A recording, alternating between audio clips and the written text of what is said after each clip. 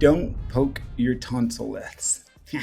So, y'all, I saw this. I tell you, it's just, I hate, sometimes I really hate computers. So, computers and the internets are all really behaviorally designed. So, a lot of tech companies actually hire psychologists and behavioral specialists to learn how to best grab your attention, how to keep your attention, how to make you feel a certain way. And as part of kind of their user interface, they do things. And so I happen to be scrolling. So the social media that I'm on, I try not to log on to Twitter anymore. So that's been actually kind of awesome.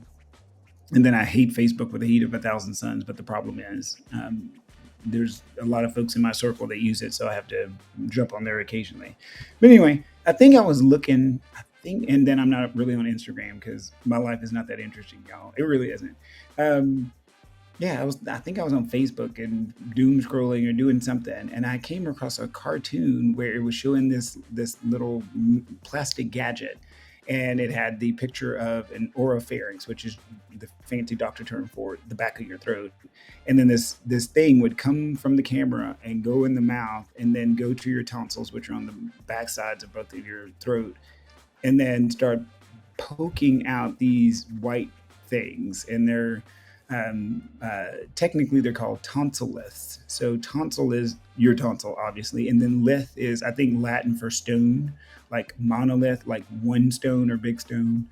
Anyway, and I was looking at this and I was like, what in the hell? Because literally, I've been a doctor for feels like forever, y'all. 2006 is when I finished medical school, and they teach you about things and tonsilliths. So your tonsils are basically filters. They like catch things, and then occasionally, if it catches things, and then you're eating and drinking, fats and all the other things, they start to create almost like a pearl is layers and layers of gugh, because literally that's what your tonsils are supposed to do.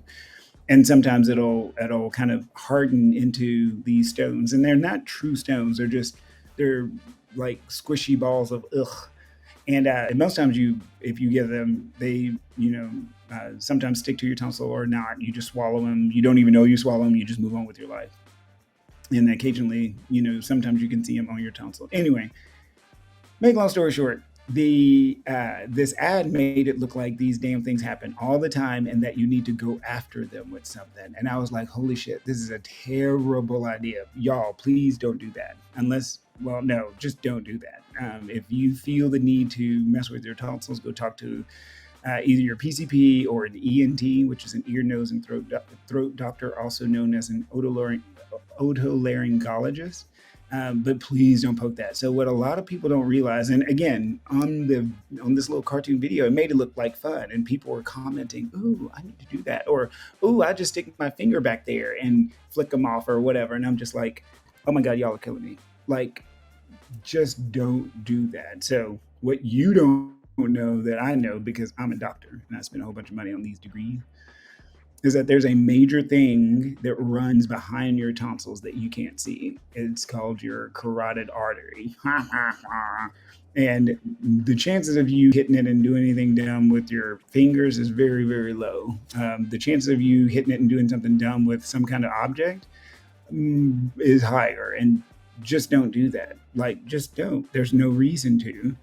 And so, yeah, and so that made me a little bit mad, because there's this video that is showing a worthless product that should not exist, that can only do harm, and has no redeeming value whatsoever. And so don't believe what you see on the internet.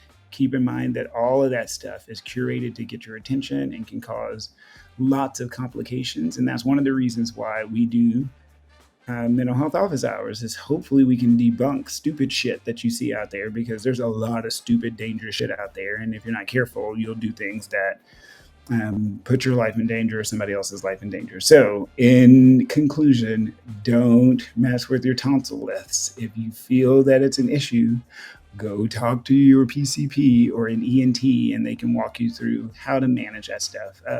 Mostly manage your diet, because Americans eat trash and eat terribly. So don't eat terribly, and talk to your doctor. Thanks.